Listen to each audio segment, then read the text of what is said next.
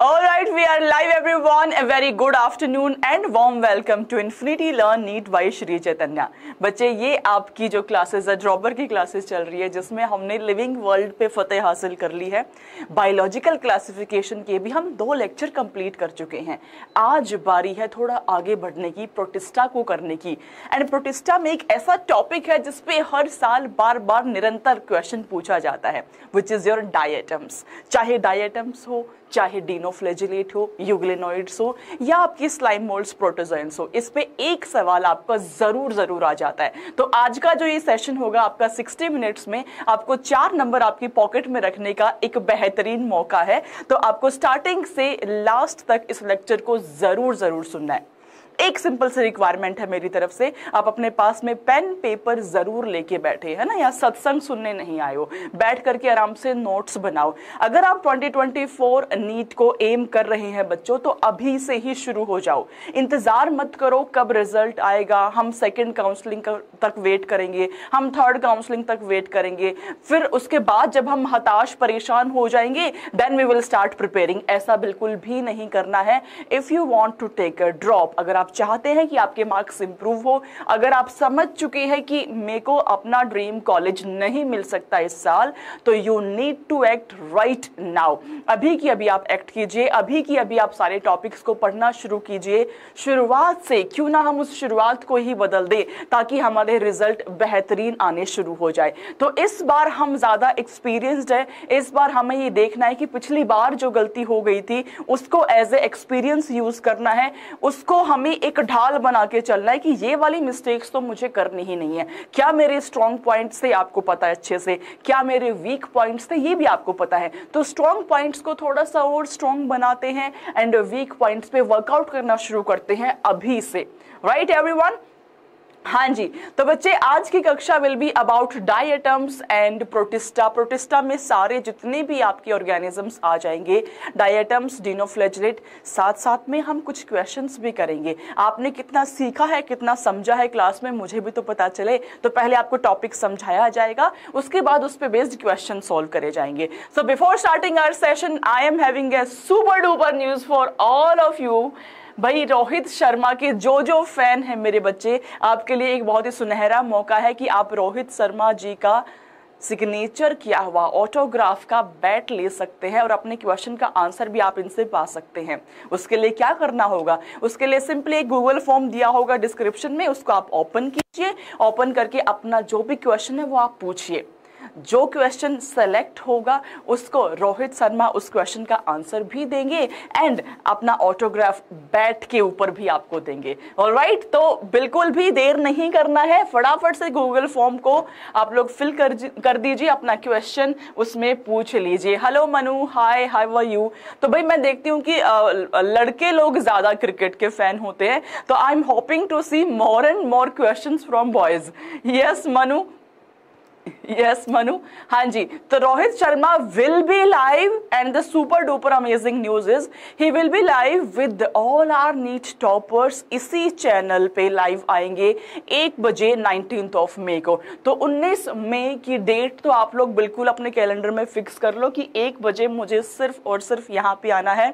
रोहित शर्मा को सुनने के साथ साथ में जो हमारे नीट टॉपर्स, उन्होंने क्या अपनी स्टडीज को अपनाया, क्या उनकी स्ट्रेटेजीज थी, ये भी हमें सीख करके जाना है कि कैसे वो नीट टॉपर बन गए, क्या उनका पढ़ने का तरीका था, वो आप सीखेंगे इस सेशन के अंदर। तो 1 PM on 19 May sharp on Infinity Learn NEET. Alright, तो चलिए जी, let's get started. Ma'am autograph बिल्कुल दिलवा देंगे मनु, बस आपको गूगल फॉर्म में क्वेश्चन पूछना है, तो आपको ऑटोग्राफ भी मिल जाएगा, not a problem at all. चलिए जी, तो शुरुआत करते हैं अपने आज के सुपर डुपर अमेजिंग क्लास की, विच इज अबाउट प्रोटिस्टा। बच्चे, इस लेक्चर की स्टार्टिंग में मैंने आपको समझाया था कि बायोलॉजिकल क्लासिफिकेशन के अंदर हमने सारे ऑर्गेनिजम्स को क्लासिफाई करने के तरीके समझे हैं। बहुत सारे साइंटिस्ट ने अपनी अपनी मेहनत से आपको समझाया कि there has to be 2 kingdom, जिसमें हम सारे ऑर्गेनिजम्स को प्लेस कर पाए। फिर किसी साइंटिस्ट ने कहा कि नहीं भाई, 2 किंगडम में तो बहुत सारे प्रॉब्लम्स है, बहुत सारे ड्रॉबैक्स है, तो उस प्रॉब्लम का सोल्यूशन निकालने के लिए हमारे सामने आया 3 किंगडम क्लासिफिकेशन सिस्टम। 3 के बाद भी कुछ प्रॉब्लम सामने आई, उसको सॉल्व करने के लिए आया 4 kingdom, then 5 kingdom, and finally we have the 6 kingdom classification system. But जो वर्ल्ड वाइड एक्सेप्टेड था, जिसकी एक्सेप्टेंस बहुत लंबे समय तक रही, that was Whittaker's 5 kingdom classification system, according to which we have 5 kingdoms. हमारे पास 5 किंगडम होते हैं। We have monerans, we have protista, we have plantae, we have animalia and we have the fungi. Monerans we are done with, मैं आपको पूरा complete समझा चुकी हूं। जो बच्चे नए मेरी क्लास में जुड़ते हैं, आप प्लेलिस्ट में जाके पुराना लेक्चर को देख सकते हैं। आज बारी है प्रोटिस्टा पे फतेह हासिल करने की। तो एक चीज तो आप लोग अच्छे से भली भांति समझ लीजिए कि विटेकर साहब का बहुत ही सिंपल सा क्राइटेरिया था। जितने भी आपके यूकैरियोटिक ऑर्गेनिज्म हैं, be it fungi, be it plantae, be it animalia, वो सारे के सारे ऑर्गेनिजम्स में से जो जो आपके यूनिसेलुलर यूकैरियोट्स है, I am repeating my self, जो भी आपके यूनिसेलुलर यूकैरियोट्स है, वो सारे ऑर्गेनिजम्स को रख दिया प्रोटिस्टा में। अब आप पूछे ऐसा क्यों किया? ऐसा इसलिए किया ताकि यूकैरियोट्स को डिफरेंशिएट करा जा सके, जो आपके यूनिसेलुलर यूकैरियोट्स है उसको डिफरेंशिएट किया जा सके विद मल्टी सेलुलर यूकैरियोट्स। तो जो भी आपके यूनिसेलुलर यूकैरियोट्स थे, सबके सबको रखा गया प्रोटिस्टा के अंदर। अब आप देख लीजिए, इस डायग्राम में देख पा रहे होंगे आप ट्रिपेनोसोमा को, आप देख पा रहे होंगे पैरामीशियम को, ये सारे अमीबा को, यूग्लिना को, ये सारे के सारे ऑर्गेनिजम्स आर your unicellular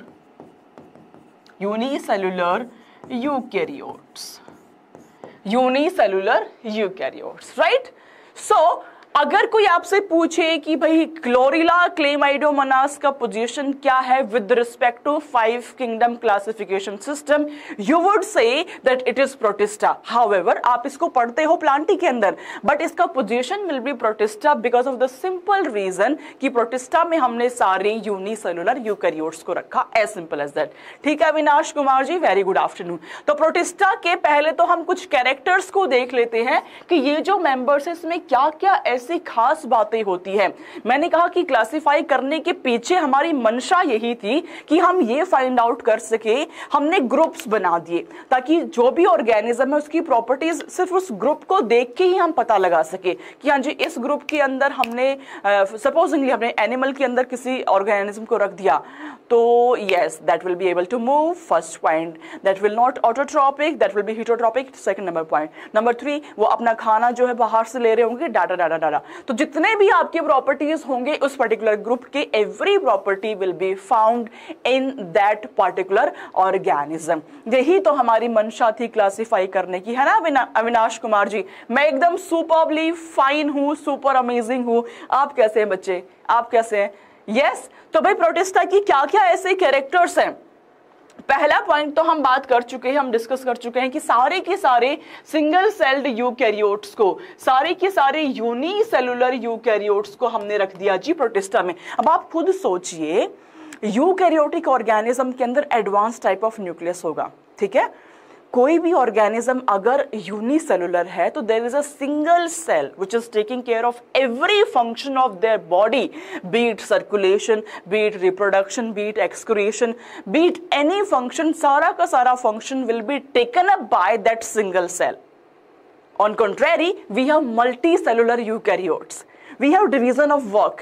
कुछ सेल्स का काम कुछ है, दूसरी सेल्स का काम सर्कुलेशन है, एक सेल का काम रेस्पिरेशन है, एक सेल का काम एक्सक्रीशन है। तो आप सोचिए जहां पे उसी सेम काम का बंटवारा हो चुका है और जहां पे सेम काम एक सिंगल सेल निभा रहा है, डिफरेंसेस तो होंगे उन दोनों ऑर्गेनिज्म के फंक्शनिंग में। So based upon that we have separated protista from rest of the kingdoms. Very good afternoon Newton बाबा, very good afternoon, right? So बच्चे प्रोटिस्टा में exclusively we are having unicellular eukaryotes. So अगर हम बात करें इस kingdom की boundaries की, तो boundaries are not well defined. कोई साइंटिस्ट कहेगा कि भाई ये ऑर्गेनिज्म को प्लांट में रखना चाहिए, दूसरा साइंटिस्ट कहेगा कि नहीं इसको प्रोटिस्टा में रखना चाहिए। अब ये जो रखने वाली बाउंड्रीज है that has been decided on the basis of only sole criteria which is it has to be unicellular eukaryote, right? अब इस किंगडम में जो ऑर्गेनिजम्स आपके आ जाते हैं, they form A link with the others dealing with the plant, animal, fungi. मैं फिर से आपको ये बात दोहरा देती हूं कि जिस भी ऑर्गेनिज्म को आप प्रोटिस्टा में रख रहे हैं, उसकी प्रॉपर्टीज चाहे आप प्लांट्स में पढ़े, चाहे आप एनिमल में पढ़े, चाहे आप फंजाई में पढ़े, बट उस ऑर्गेनिज्म को हमने प्रोटिस्टा में रखा है because of a single reason, that it is unicellular eukaryote. Am I clear to all my kids out there? Am I clear? Good afternoon beta, good afternoon, you are most welcome to the session. Am I clear to all my kids out there? एक single soul criteria पे ही खेलता है आपका protista, ठीक है जी। तो इसमें विभिन्न प्रकार की ऑर्गेनिजम्स को आप रख सकते हो और उस विभिन्न प्रकार के ऑर्गेनिज्म की जो प्रॉपर्टीज होती है, that might be like plant, that might be like animal, that might be like fungi also. Yes Vivi Kumari, clear है? चलिए सुपर, तो आगे बढ़ जाते हैं भाई। अगर हम बात करें सेलुलर ऑर्गेनाइजेशन की, तो दे आर यूकैरियोटिक। जैसे ही मैंने बोला यूकैरियोटिक, आपके जहन में आना चाहिए कि मैम पहली चीज तो ये, इसके अंदर ना एडवांस्ड टाइप ऑफ न्यूक्लियस होगा। एम आई करेक्ट और M I correct?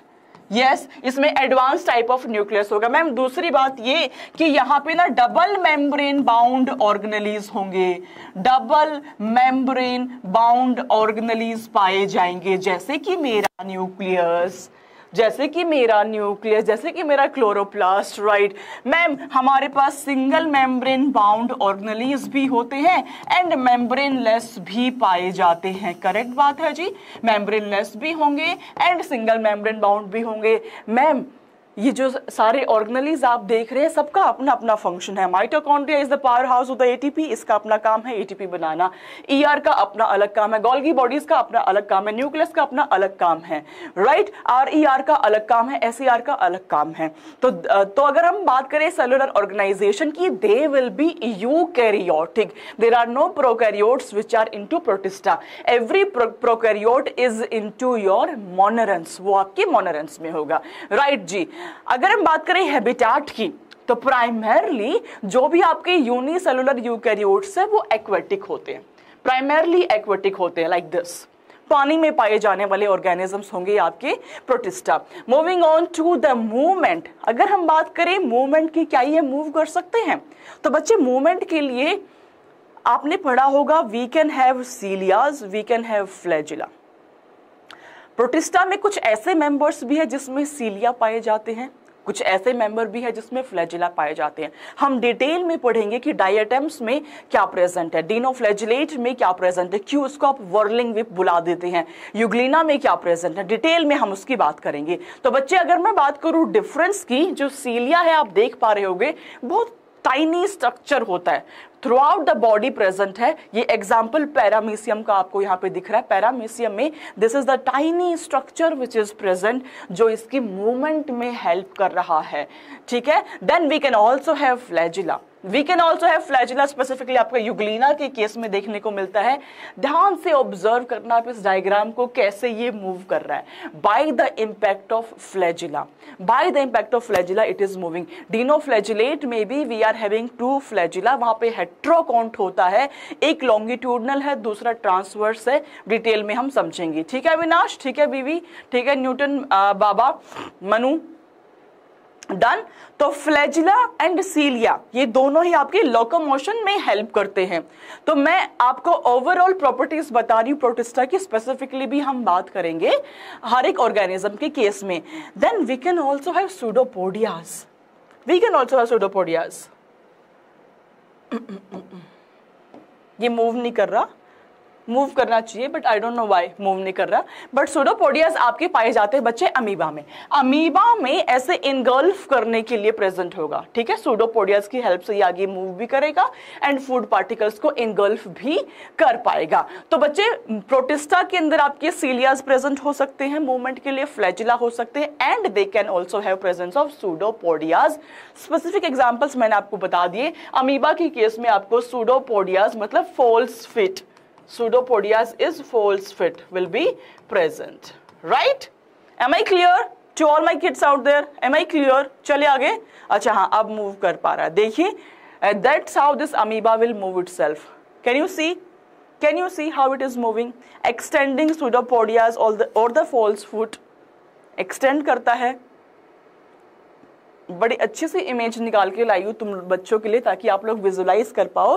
Because botany की प्रॉब्लम यही होती है कि विजुलाइज नहीं कर पाते, हम विजुलाइज नहीं कर पाते। अब ऐसे डायग्राम से भी आपको नहीं समझ में आएगा जब तक कि आप उस स्ट्रक्चर को मूव करता हुआ नहीं देख लेंगे। तो अमीबा में specifically there is presence of pseudopodia, जो कि आपके फॉल्स फिट होते हैं, ऐसे एक्सटेंड करते हैं, पूरी बॉडी पुश होती है, फिर एक्सटेंड करते पूरी बॉडी उसकी पुश हो जाती है। ऑलराइट एवरीवन, फिर से देख लेंगे हम अपने अमीबा को मूव करते हुए, ब्यूटीफुली मूव करते हुए आप इसको देख सकते हैं। That's how your false feet will grow, ऐसे एक्सटेंड होगा सूडोपोडिया एंड आगे इसका पोजीशन शिफ्ट हो जाएगा। चलिए जी आगे बढ़ते हैं। What about the nutrition? Monerans में मैंने आपको एक बड़ी ही अच्छी सी बात बताई थी, विच वॉज कि अगर मैं बात करूं मोनोरेंस की, तो मोनोरेंस आर द वंस जो कि न्यूट्रिशनली बहुत ज्यादा डाइवर्स होते हैं। You name any type of nutrition and every type will be present in the case of monorans, be it autotrophic, be it heterotrophic. Autotrophic में भी we have photoautotropic and chemoautotropic, दोनों ही वहाँ पे पाए जाएंगे। हेट्रो के अंदर भी we are having symbiosis, we are having saprophytic. Every mode of nutrition will be present in the case of monera. What about protista? अगर मैं बात करूं प्रोटिस्टा की बच्चे, तो yes we do have autotrophic mode and we do have heterotrophic. Heterotrophic में they might be decomposers और they might be parasitic in the nature. Parasitic हो सकते हैं, डिकम्पोजर्स हो सकते हैं, right? This is about nutrition. Now what about reproduction? ये asexually भी अपने स्पोर को प्रोड्यूस कर सकते हैं, सेक्सुअली भी रिप्रोड्यूस कर सकते हैं। दोनों के बीच में आपको डिफरेंस अच्छे से क्लियर होगा, नहीं है तो मैम बता देती है। सेक्सुअल के अंदर there has to be fusion of the gamete, formation तो होगा ही होगा, fusion is the criteria. Asexual में there will not be fusion of the gamete. Formation of gamete is possible but fusion of gamete will not be possible. तो यहां पे मेरे बच्चों आपका फ्यूजन ऑफ गैमीट जो है that will not be there. यहां पे there will be fusion and zygote formation. तो अब अगर गैमीट नहीं बन रहा, गैमीट नहीं फ्यूज हो रहा, तो क्या होगा? तो यहाँ पे मेरे बच्चे स्पोर फॉर्मेशन होगा, या यहाँ पे आपका बाइनरी फ्यूजन हो सकता है। जो स्पोर्स होंगे वो प्रोड्यूस कर दिए जाएंगे, एनवायरनमेंट में रिलीज कर दिए जाएंगे। नाउ एनवायरनमेंट में जैसे ही इनको सुटेबल कंडीशंस मिलेंगी to germinate themselves, they will germinate and they will behave as all together new protista. वो एक नई प्रोटिस्टा के जैसे बिहेव करना शुरू कर देंगे। ऑलराइट, तो this is about nutrition and reproduction. आगे बढ़ते हैं जी। अगर मैं सम अप करूं पूरा प्रोटिस्टा के मेंबर्स को, मैंने कहा था कि इसकी बाउंड्रीज जो है वो वेल डिफाइंड नहीं है। So we have some organism जो कि प्लांट लाइक प्रॉपर्टीज को शो करते हैं। We do have some organism जो फंजाई लाइक है, कुछ ऐसे भी है जो कि एनिमल लाइक है। अगर मैं बात करूं प्लांट लाइक कैरेक्टर को शो करने वाले, तो we have chrysophytes, we have dinoflagellate, we have यूग्लिनोफाइटा।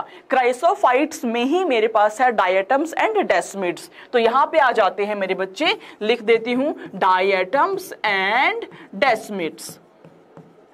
ये दो कैटेगरीज पाई जाती है आपको क्राइसोफाइट्स में। देन वी हैव यूग्लिनोइड्स, ठीक है, जो आपके यूग्लिनोफाइटा में। Then we have dinoflagellate also. Now we can have fungi like also, ऐसे ऑर्गेनिज्म जिसकी प्रॉपर्टीज हूबहू फंजाई के जैसे दिखती है, for example your slime mould. Then we have animal like also, ऐसे ऑर्गेनिज्म जो कि एनिमल के जैसे आपको दिख रहे हैं, जिसकी प्रॉपर्टीज एनिमल के जैसे आपको देखने को मिलती है। We have protozoans. तो हमें यही पांचों ग्रुप्स पढ़ने हैं, chrysophyte, dinoflagellate, euglenophyta, slime moulds and protozoans.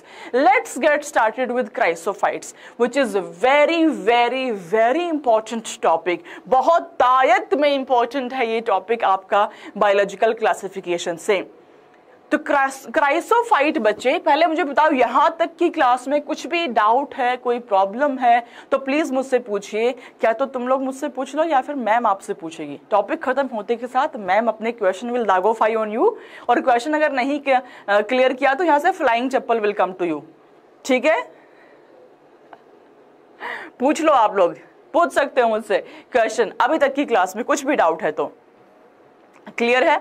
Everything is clear? Everything is clear? Yes, ma'am. Okay, ma'am. You can dagofy your questions. चलो ठीक है, पहले क्राइसोफाइट समझाती हूँ, ध्यान से सुनने का, it is very important topic. Chrysophyte के अंदर आपके डायटम्स आ जाते हैं बच्चे, एंड आपकी डेस्मिड्स। डेस्मिड्स को आप गोल्डन एल्गी भी कहते हैं। डायटम्स एंड डेस्मिड्स, ये दो ग्रुप आ जाते हैं आपके क्राइसोफाइट्स में। अगर मैं आपको बताऊं कि हैबिटाट क्या है, तो ये फ्रेश वाटर के अंदर पाए जाने वाले ऑर्गेनिज्म है, या ये मरीन एनवायरनमेंट में भी पाए जा सकते हैं।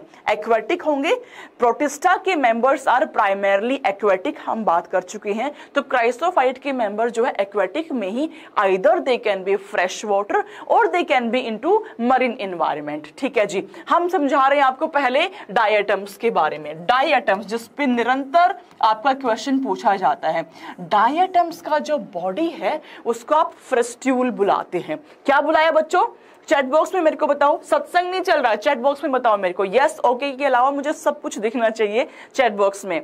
डायटम्स की बॉडी को फ्रेस्ट्यूल बुलाते हैं। फ्रेस्ट्यूल के अंदर दो लेयर्स पाई जाती है। अपर लेयर को आप एपिथीका कहते हैं, then we also have hypotheca. Hypotheca and epitheca आपस में फिट हो जाते हैं जैसे कि एक petri plate,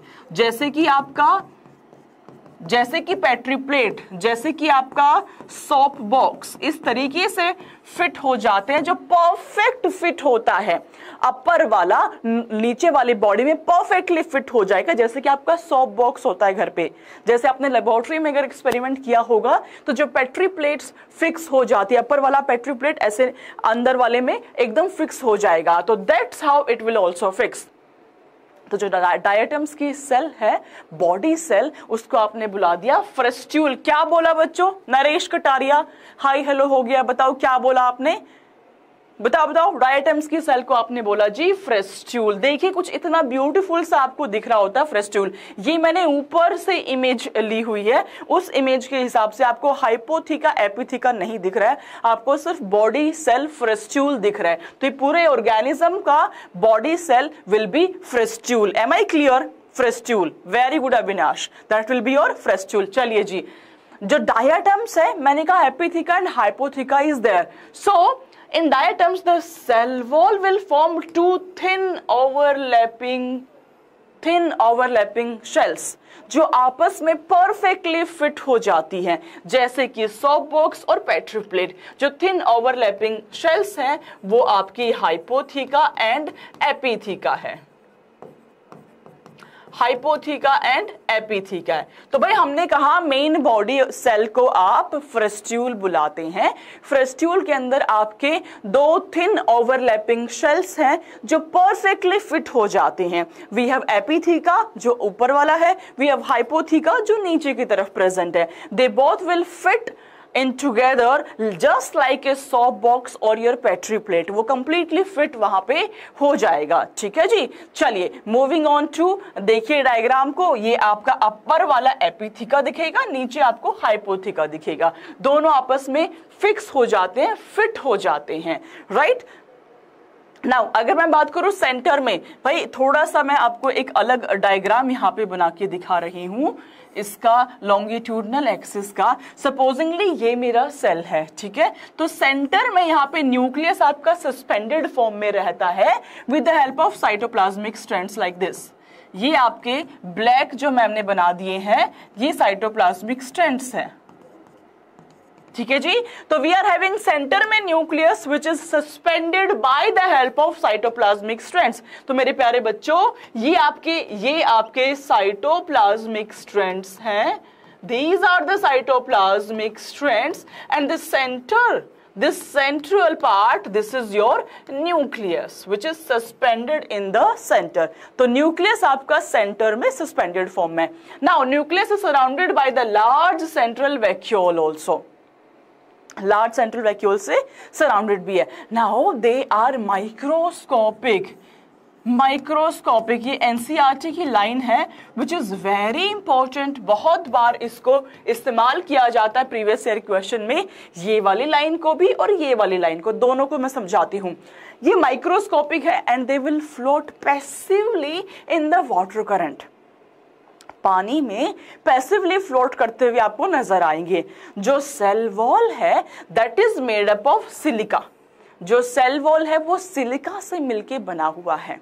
and my dear kids, जो सिलिका की शेल्स हैं दे आर इनडिस्ट्रक्टेबल, ये आपके डिस्ट्रक्टेबल नहीं होंगे, ये इनडिस्ट्रक्टेबल होंगे। तो आप मुझे बताइए, जैसे ही डायटम्स की लाइफ खत्म हो जाएगी, ये मरना शुरू हो जाएंगे, तो जो सिलिका इम्प्रिंटेड है सेल वॉल के अंदर, that silica will accumulate on the sea bed, वो सी बेड के ऊपर एक्यूमुलेट होना शुरू हो जाएगा। बोलो यस और नो, यस और no in the chat box. Yes ma'am, बिल्कुल होना शुरू हो जाएगा। तो सिलिका शेल्स जो है वो इंडिस्ट्रक्टेबल हैं and they will accumulate in the sea bed area, वो एक्यूमुलेट होना शुरू हो जाएगी। जो एक्यूमुलेशन हो गया over the billions of the years, accumulate होता चला गया, उसको हम कहते हैं वेरी इंपॉर्टेंट टर्म, जिसको बहुत बार क्वेश्चंस में यूज किया जाता है, प्रीवियस ईयर क्वेश्चन है, बहुत बार पूछा जाता है, विच इज डायटमेशियस अर्थ। कोई आपसे पूछे व्हाट इज डायटमेशियस अर्थ, आप कहेंगे कि जो डायटम्स है उसकी सेल वॉल में सिलिका इम्प्रिंट हो जाता है।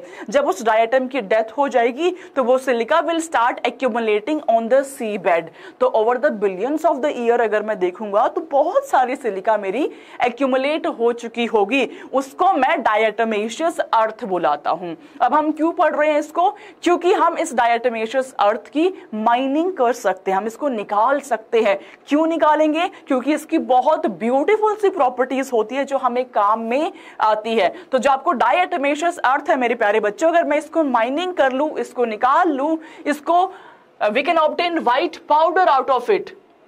जो व्हाइट पाउडर निकल के आया है मेरे पास, उसको मैं डायटोमाइट कहती हूं या केसल गुड कहती हूं।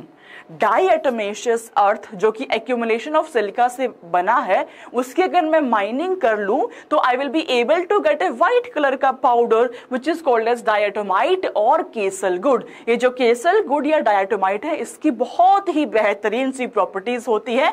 Number 1, it is gritty in the soil, gritty है, दैट्स वाई आप इसको पॉलिशिंग में यूज कर सकते हैं, आप इसको filtration of oils and syrups में यूज कर सकते हैं, आप इसको शुगर केन रिफाइनरीज में यूज कर सकते हैं। You can also use an insulating material in refrigerators and your boilers. You can also use it to make sound proof rooms like this one, जिसमें मैं अभी खड़ी हूं आपके सामने।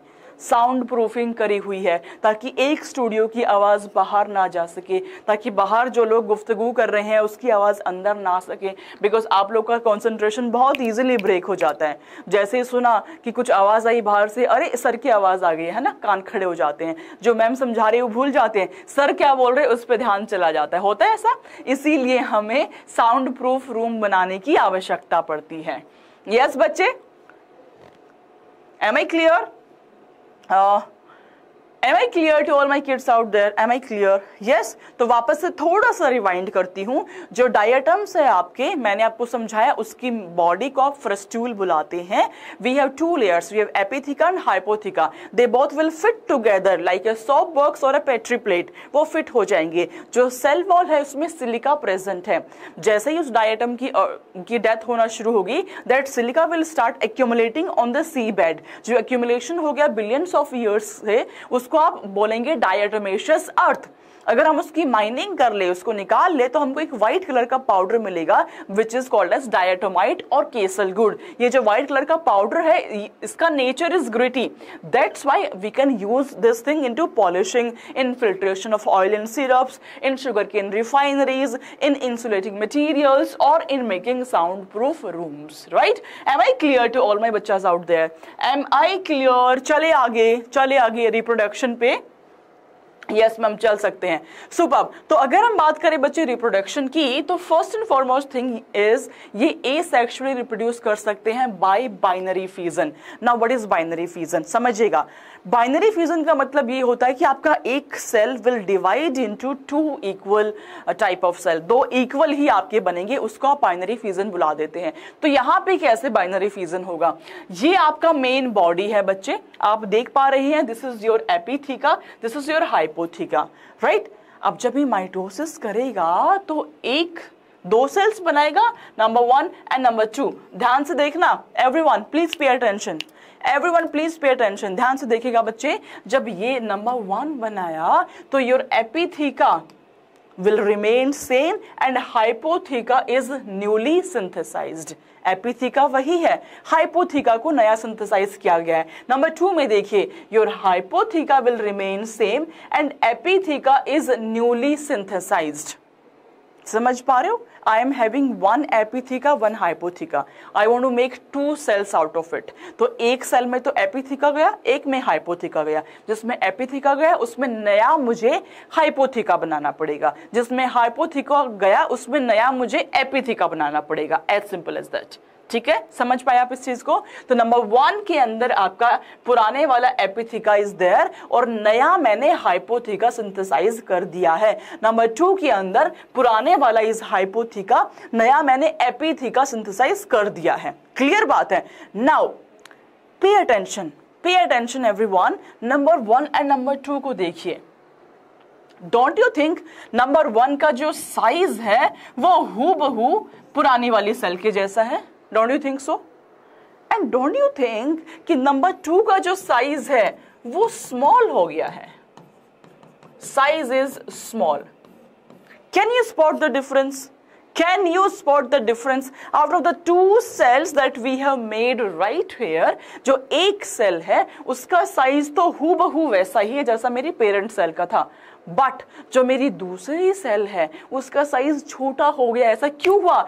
क्योंकि पेरेंट सेल से हाइपोथीका आया था, नया मैंने एपिथीका सिंथेसाइज किया. तो जो नया एपिथीका बनाया है वो विद रेफरेंस टू हाइपोथीका बना है. हाइपो पहले ही छोटा था, हाइपो से भी छोटा एपिथीका हमने बना दिया है. सो जो 2 सेल्स बनेंगी, एक सेल का size will remain same but दूसरी सेल का साइज विल बी स्मॉल. अब तो प्रॉब्लम हो गई भाई, एक ही पॉपुलेशन में कुछ सेल्स अलग प्रकार की है, कुछ सेल्स अलग प्रकार की है. ये तो नेचर पे सवाल उठाने वाली बात हो जाती है.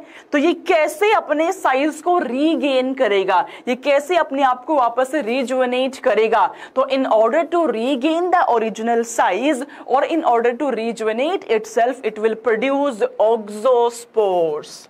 It will produce diploid oxospores and this oxospore will help to regain its original size. This will help to rejuvenate the cell. वापस से सेम साइज पे आने में मदद करेगा आपका ऑक्सोस्पोर, जो कि आपका डिप्लॉइड स्ट्रक्चर होता है. Am I clear to all my बच्चas out there? हाँ जी, do let me know, am I clear or am I clear? Yes भाई, बहुत गर्मी है, अपने आप को हाइड्रेट रखना इज वेरी इंपॉर्टेंट. तबीयत खराब बिल्कुल भी नहीं करनी है. जितना हो सके आप हेल्दी रहेंगे, पानी पीते रहे, अच्छा खाना खाए, हेल्दी खाना खाना आपने. ठीक है? हाँ जी, यस मैम. क्लियर है? What is auxospore, what is diatomaceous earth, what is diatomite, what is kieselguhr, क्या प्रॉपर्टीज है उसकी? Are we clear on that part? Are we clear? Yes ma'am, yes ma'am, yes ma'am. We are perfectly clear. All right, so let's move ahead. आगे चल लेते हैं. आगे आ गया जी question time. Question को सॉल्व कीजिए बच्चों. अभी तक आज की क्लास में मैम ने जितना भी पढ़ाया है वो पूरा आप पढ़ चुके हो मेरे साथ में. उसी पे बेस्ड कुछ क्वेश्चन आपके समक्ष प्रस्तुत करे गए हैं, वो क्वेश्चंस को सॉल्व कीजिए. पहला सवाल आपके सामने है, select the wrong statement. Wrong word is the key word. मैं उसको अंडरलाइन करूंगी, मैं उसको क्रॉस मार्क कर दूंगी. आपसे गलत स्टेटमेंट पूछी गई है. We have 4 statements in front of us. V V Kumari का आंसर आ गया है, वेरी गुड. अविनाश का भी आंसर आ गया है, वेरी गुड. दोनों बड़े इत्मीनान से सुन रहे हैं मैम को. दोनों का बिल्कुल करेक्ट आंसर आया है. गलत स्टेटमेंट आपसे पूछी हुई है, diatoms are microscopic and they float passively in the water. Correct statement है. They are the chief producers, NCERT की लास्ट लाइन है, बिल्कुल करेक्ट बात है. Diatomaceous earth is formed by the cell wall of diatoms, ये भी बिल्कुल correct बात है, बिकॉज सिलिका का वहां पे डिपोजिशन होना शुरू हो जाता है. Now first option is the walls of diatoms are easily destructible. Ma'am ने तो कहा ये तो इंडिस्ट्रक्टेबल होता है, क्वेश्चन कह रहा है इजीली डिस्ट्रक्टेबल है, मतलब गलत हो गया. गलत मतलब करेक्ट आंसर हो गया. करेक्ट बात है, सही बात है. Yes everyone, superb. चलिए आगे बढ़ जाते हैं। Next question on your screen everyone. अभी तक जितना पढ़ाया है उसी पे बेस्ड क्वेश्चन है। Next on your screen, in which group of organisms the cell wall form two thin overlapping shells which fit together. दो थिन ओवरलैपिंग शेल्स जो आपस में परफेक्टली फिट हो जाती है। वीवी कुमारी का आंसर आ गया है मेरे पास, वेरी गुड। बाकी बच्चे come on everyone. We have cell wall forms two thin overlapping shells which fit together. Add कर देती हूँ, just like your petri plate or your soap box. अब तो बता दो जी, अब तो बता दो, is it slime molds? No, it is not. Is it chrysophyte? Yes, it is. Is it euglenoids? Is it dinoflagellate? No, not at all. It is a chrysophytes. अभी हमने पढ़ा है that specifically in the case of diatoms we do have epitheca, hypotheca आपस में perfectly fit हो जाएगा, just like a petri plate or the soap box, right? The correct answer has to be option number B, which is chrysophytes, right? चलिए, one more question and then we will move to the next topic. One more question on your screen. जिसने class लगाई है वही उस question को solve कर पाएगा। Rejuvenate करने वाला spore of diatoms, rejuvescent spore of diatoms, rejuvescent spore of diatoms. Is it haploid and exospore? Is it diploid and statospore? Is it haploid? Very good Avinash and Vivi Kumari. It is your diploid and it is called as oxospore. You know it very well कि जब asexual reproduction होता है तो एक cell तो मेरी perfectly उसी size की बनती है जो कि पेरेंट सेल है, बट दूसरी सेल मेरी स्मॉल साइज की बनना शुरू हो जाती है. So in order to regain the original size, your diatoms will produce oxospores जो कि regain करता है original साइज को, राइट? चलिए जी, सुपर्ब, आगे बढ़ते हैं जी बच्चे. Next topic is your dinoflagellate. Again very important. जो डिनोफ्लैजिलेट है उसको आप गोल्डन ब्राउन फोटोसिंथेटिक प्रोटिस्ट भी कहते हैं. गोल्डन ब्राउन क्यों? क्योंकि इसमें अलग अलग प्रकार के पिगमेंट्स प्रेजेंट होते हैं. कौन सा पिगमेंट ज्यादा मात्रा में प्रेजेंट है, that defines the colour of that dinoflagellate. तो मोस्टली ये आपके मरीन होते हैं, कुछ ऐसे भी है जो फ्रेश वाटर फॉर्म होंगे, but mostly they will B marine, right? चलिए जी, अगर मैं बात करूं इसके कैरेक्टर्स की तो ये आपको कुछ इस प्रकार के देखने को मिलते हैं. They will appear yellow, green, brown, blue और रेड, डिपेंडिंग अपॉन कि क्या इसमें मेन पिगमेंट प्रेजेंट है. क्या इसमें मेन पिगमेंट प्रेजेंट है, उसके बिहाफ पे, उसके बेस पे इसका कलर आपको अलग अलग प्रकार का देखने को मिल जाता है. तो we have lots of pigment which might be present in the case of dinoflagellate, right? चलिए जी, मूविंग ऑन टू इनकी जो बॉडी होती है. डायटम्स की बॉडी को आपने फ्रिस्ट्यूल कहा. डिनोफ्लैजिलेट की body is enclosed by a rigid coat which is called as theca और लॉरिका. क्या कहा बच्चे? थीका और लॉरिका. वहां पे हमने फ्रिस्ट्यूल कहा था, यहाँ पे हमने थीका और लॉरिका इसको बोल दिया है. ठीक है जी. तो जो सेल वॉल है वहां पे सिलिका प्रेजेंट था. यहाँ पे the cell wall is made up of stiff और sculptured plate, cellulose and pectin से मिलके बना हुआ है. बाहर में एक आर्मर के जैसे बिहेव कर रहा होता है.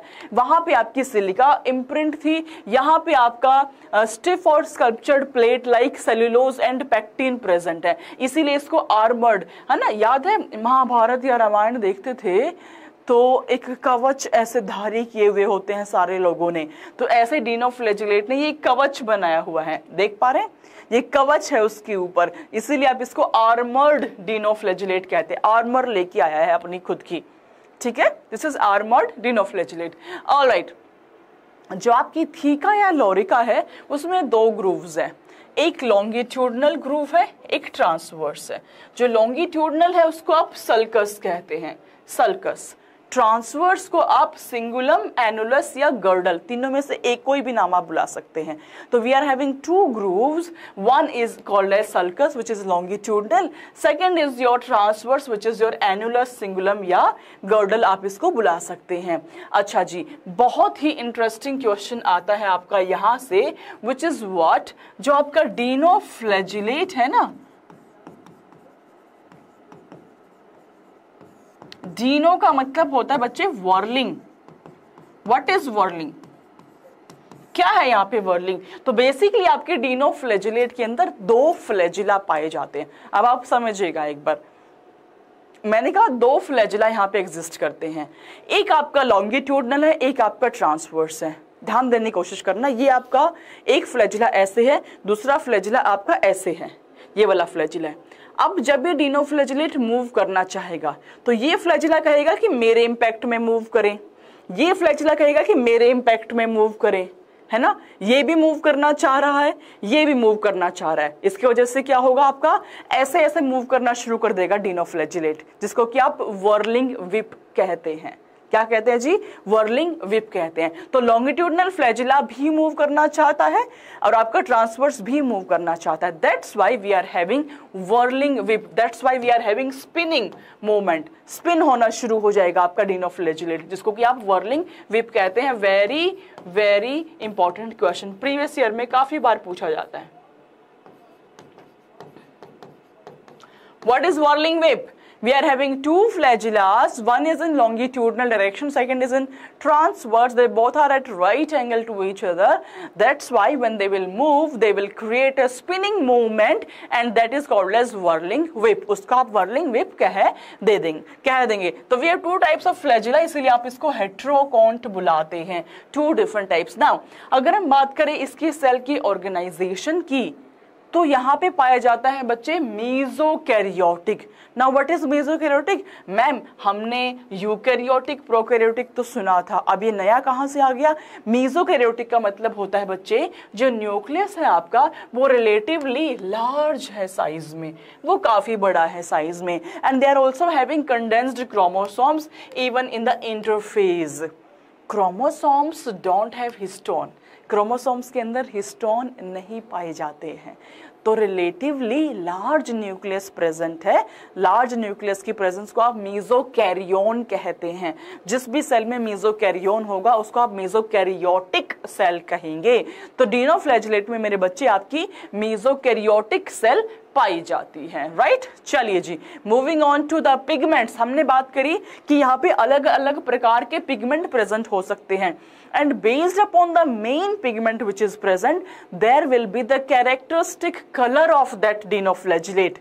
So we can have chlorophyll A molecule, we can also have chlorophyll C, carotenoids and xanthophyll. Out of these pigments, the pigment which is in high amount, the pigment which is acting as a function of main pigment, that will define, that will give its characteristic color to the dinoflagellate. वो उसको अपना characteristic color दे देगा, ठीक है जी। That will be your photosynthetic pigments. Now this one term that I'm going to explain to you, red tide क्या है, toxin क्या है, वेरी वेरी वेरी इंपॉर्टेंट बच्चों, समझिएगा।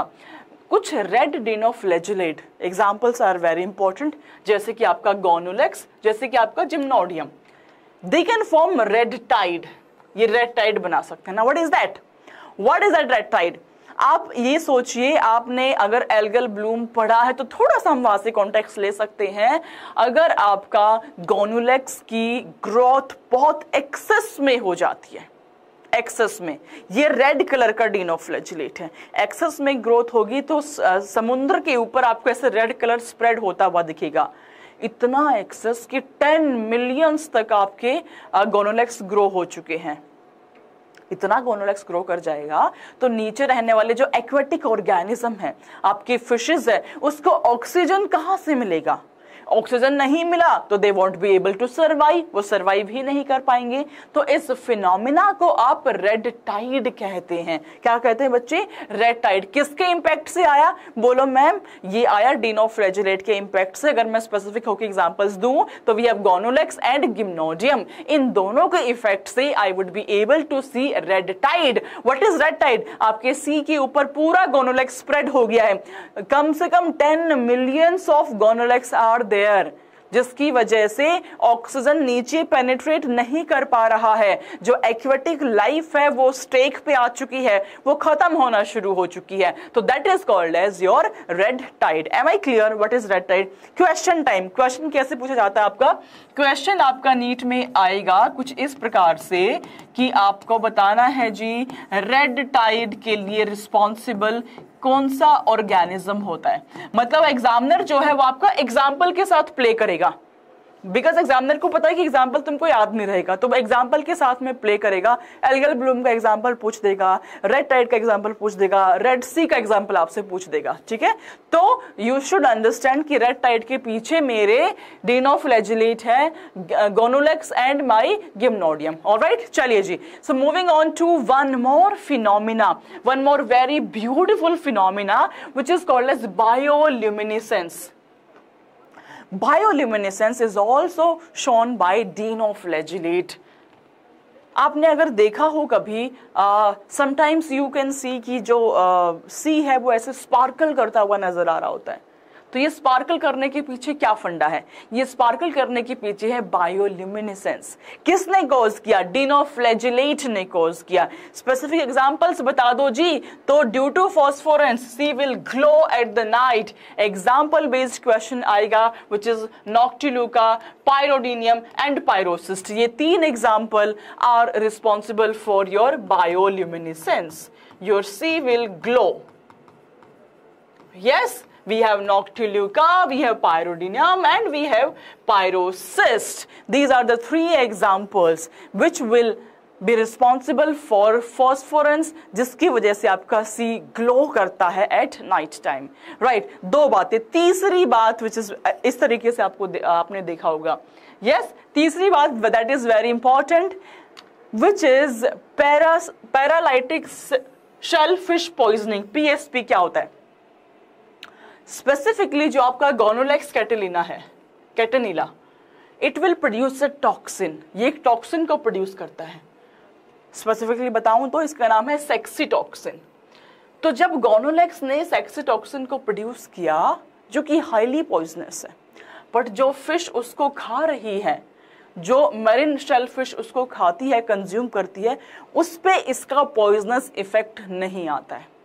तो मरीन शेलफिश ने मजे से इसको कंज्यूम कर लिया एंड इस पॉइजन को, इस सेक्सी टॉक्सिन को एक्यूमुलेट कर लिया। जब हम लोग इसको खाते हैं तो there are severe illness in the man के केस में सीवियर इलनेस को कॉज करता है, जिसको कि आप पैरालाइटिक शेल फिश पॉइजनिंग बोलते हैं। फिर से बताती हूँ, व्हाट इज पीएसपी। बच्चे, कुछ गोनोलेक्स, कुछ डिनोफ्लैजिलेट ऐसे हैं जो कि पॉइजनस टॉक्सिन को रिलीज करते हैं, जैसे कि सेक्सी टॉक्सिन। अब उस गोनोलेक्स को खाने वाला जो फिश है, जो मरीन शेलफिश है, उसके ऊपर इंपैक्ट देखने को नहीं मिलता। उसका रीजन भी उसने कंज्यूम तो कर लिया, बट वो वहां पे एक्यूमुलेट हो जाता है, मेटाबोलाइज नहीं हो पाता है। अब एक्यूमुलेट हो गए तो उसके ऊपर तो कोई इफेक्ट आएगा नहीं, बट जब हम उस फिश को खाएंगे तो हमारे ऊपर उसके सीवियर इलनेस के इफेक्ट आना शुरू हो जाएंगे, which is called as paralytic shellfish poisoning. PSP हम उसको बुला देते हैं, ठीक है। तो यहाँ पे ये सेडिमेंट स्टेज में ही प्रेजेंट रहेगा शेलफिश के अंदर। जैसे ही हम इसको खाएंगे और हमारे को PSP हो जाएगा, हमारे को सीवियर इलनेस ये कॉज कर देगा। Am I clear in this thing? Am I clear everyone in the chat box? Am I clear to all my kids out there?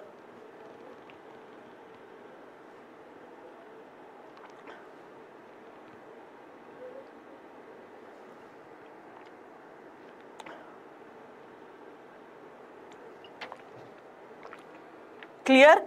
चलिए आगे। Now let's move to the question time. जो अभी अभी आपने पढ़ा उसी पे बेस्ड हम क्वेश्चन कर रहे हैं। Which is not a feature of dinoflagellate? Not a feature, not a feature नहीं है। They cause red tide, number 1. Their cell wall has stiff cellulose plates on the outer surface. Number 2, they release toxins. Number 3, these are mostly freshwater and non-photosynthetic is number 4 option. Come on. Not a feature. They cause red tide? Yes, of course. Their cell wall has stiff cellulose plate on the outer surface. they release toxins, they are mostly fresh water and non photosynthetic. The answer would be option number D, they are photosynthetic. Diatoms के बाद अविनाश बेटा, yes their cell wall are having stiff cellulose, इसीलिए तो आप इसको armoured दिनोफ्लैजिलेट बुला रहे थे, याद आया? They do have armour around that. तो नंबर बी तो परफेक्टली करेक्ट है बेटा। नंबर जी को देखिए, they are mostly fresh water and non photosynthetic. Diatoms के बाद we have dinoflagellate, we are the chief producers, ये भी आपके प्रोड्यूसर्स ही होते हैं, तो they are photosynthetic, they are not non photosynthetic. Option number D is the incorrect one, hence it is the correct answer. Alright, number 2, question number 2. Next question on your screen, sea water glows during night mainly due to occurrence of bioluminescence। के पीछे क्या example था? अभी समझाया बच्चों। Bioluminescence के पीछे गोनोलेक्स था, नॉक्टिलुका था, युगलिना था, यस साइक्लोटेला था। Yes everyone, very good Avinash. बाकी बच्चे come on everyone, why your sea water glows? मैंने एक हिंट ड्रॉप कर दिया, because of bioluminescence. Bioluminescence cause करने वाला ऑर्गेनिज्म, हाँ जी, very good V V Kumari, it is your Noctiluca. Very good, मैंने बताया था आपको एग्जाम्पल बेस्ड क्वेश्चन ही यहां से आपका बनता है, एग्जाम्पल बेस्ड क्वेश्चन, राइट? चलिए जी, तो चलते हैं आगे नेक्स्ट टॉपिक पे, विच इज योर युगलिना। बच्चे, जो आपकी युगलिना है, देखिए कुछ इस प्रकार की आपको दिख रही होती है, फ्लैजिला इसमें प्रेजेंट है। They have pellicle which is a protein rich layer instead of cell wall that make their body flexible। Diatoms में सेल वॉल था, यस, सिलिका से इम्प्रिंट हुआ था। डिनोफ्लैजिलेट में था, यस, उसमें पैक्टिन प्रेजेंट था आपका, आर्मर्ड आप उसको बुला रहे थे। युगलिना में सेल वॉल नहीं है, we have a protein rich layer, जिसको कि आप पेलिकल कहते हैं। अब आउटर में कुछ स्टिफ लेयर नहीं है, जिसकी वजह से युगलिना इज फ्लेक्सिबल, ये आपका फ्लेक्सिबल होगा। ठीक है जी, ये आपका बाकी दो के कंपैरिजन में काफी अच्छी फ्लेक्सिबिलिटी को शो करेगा। Now the second point is they are biflagellate. यहां पे भी दो फ्लैजिला प्रेजेंट है, थोड़ा रिवाइंड कराती हूं। डिनोफ्लैजिलेट में भी दो फ्लैजिला थे, हेट्रोकोन्ट थे, दो अलग फ्लैजिला दो अलग डायरेक्शन में मूव कर रहे थे। हमारे पास एक लॉन्गिट्यूडनल में था, एक ट्रांसवर्स में था। दोनों जब मूव करते हैं तो स्पिनिंग मूवमेंट को शो करते हैं, that is why it is called as whirling whip. यहां पे भी आपके दो फ्लैजिला है, बाइफ्लैजिलेट है, बट ऐसा व्हर्लिंग व्हिप जैसा कोई फिनोमेना यहां पे नहीं देखने को मिलता है। Number third point, heterotropic in absence of sunlight, otherwise they are phototropic। Diatoms was phototropic, dinoflagellate was also phototropic, Euglena is very adjusting। Sunlight है तो फोटोट्रॉपिक, सनलाइट नहीं है तो they will switch on their mode of heterotropism. तो sunlight की presence में they will behave as a phototropic entity, sunlight की absence में they will behave as heterotropic entity. They are very adjusting, adjust कर लेगा अपना, ठीक है। Next point, next is pigments identical to plant. Plant के जैसे पिगमेंट आपके पाए जाते हैं यूग्लिना में। ये मैं आपको स्टार्टिंग में ही बता चुकी हूँ कि कुछ ऐसे हैं जो प्लांट लाइक है, कुछ ऐसे हैं जो फंजाई लाइक है, कुछ ऐसे भी है जो कि एनिमल लाइक होंगे। तो यहाँ पे पेलिकल है नंबर 1 पॉइंट, दो फ्लैजिला है नंबर 2 पॉइंट। ये फोटोट्रॉपिक है, but if there is absence of sunlight they can also behave as heterotropic. And last but not the least is pigments इसमें प्लांट्स के जैसे पाए जाते हैं। राइट एवरीवन, चले नेक्स्ट पे। Next is your slime moulds. Slime moulds आपके saprophytic होते हैं, means this is exclusively heterotropic. Saprophytic are the organisms जो गले सड़े पदार्थ के ऊपर डिपेंड करते हैं, ठीक है, उसको आप सेप्रोफिटिक कहते हैं। जो एकदम प्लांट के रिमेन्स हैं, एनिमल का फीकस है, उसके ऊपर ग्रो करने वाले जो ऑर्गेनिज्म होंगे उसको आप सेप्रोफिटिक कहेंगे। They will form an aggregation जिसको कि आप प्लाज्मोडियम कहते हैं। Don't get confused with that malarial parasite plasmodium. जब आपका स्लाइम मोल्ड एग्रीगेशन शो करेगा that is called as plasmodium under suitable conditions. जो ये प्लाज्मोडियम है it can differentiate and form fruiting bodies with the spores. ये जो spores है ये आपके एक्सट्रीमली रेजिस्टेंट स्पोर्स होते हैं and they can survive for many years. बहुत सारे सालों तक फ्लोट करते रहेंगे। जैसे ही इनको सुटेबल कंडीशंस मिलेंगी to germinate themselves they will happily grow and they will spread their branches, they will form plasmodium again.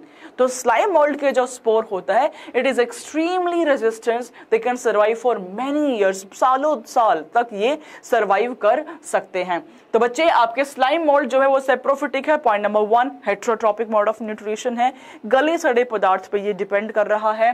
They can form an aggregation जिसको क्या प्लाज्मोडियम बुलाते हैं अंडर सुटेबल कंडीशंस। जो प्लाज्मोडियम है ये डिफरेंशिएट करेगा and they will form fruiting bodies with spores under unfavorable condition।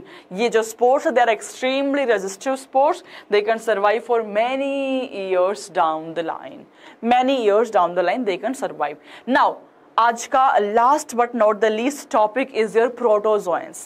जो आपके प्रोटोजोएंस होते हैं बच्चे, आपकी एनसीईआरटी कहती है these are the primitive relative of animals. NCERT कहती है कि ये प्रिमिटिव रिलेटिव है एनिमल्स के रिलेटिव होते हैं। They are heterotropic and they live as predators और पैरासाइट्स, होस्ट के ऊपर डिपेंडेंसी को शो करते हैं। We can have 4 different type of प्रोटोजोएंस।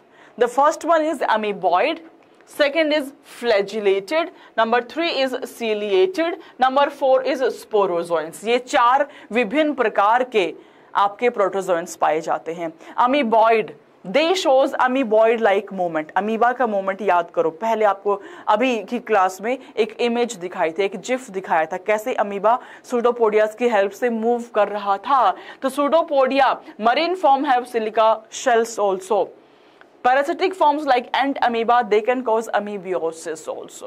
ठीक है, तो अमीबॉइड लाइक प्रोटोजोएंस जो है वो अमीबॉइड मूवमेंट को शो करते हैं, जैसे आपका अमीबा सूडोपोडियास की हेल्प से मूव कर रहा होता है, just like that they will also show.